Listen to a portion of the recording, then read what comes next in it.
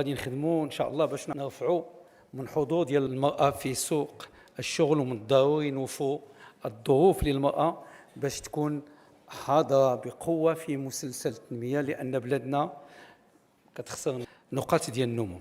وحنا في الحكومه مشتغلين على هذا الشيء، ماشي باش ما نتفهموش غلط، ماشي حنا بغينا نخرجوا المراه من دارها باش تمشي تخدم.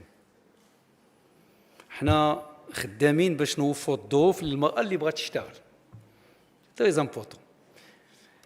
المرأة اللي بغات تشتغل خاصها نوفروا لها الظروف يعني المناسبة.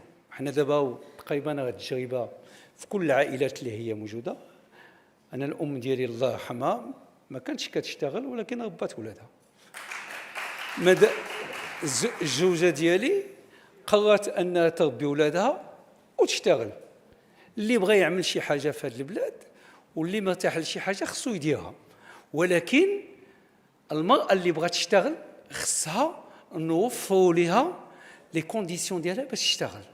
خصها تمشي في الطريق مزيانه، خص يكون الضوء، يعني خص الحضانه، خص واحد العدد ديال الامكانيات اللي تكلمنا عليها وتكلموا عليها الاخوان والاخوات يعني البرلمانيين اللي خصنا نوجدوها ونشتغلوا عليها ان شاء الله في المستقبل.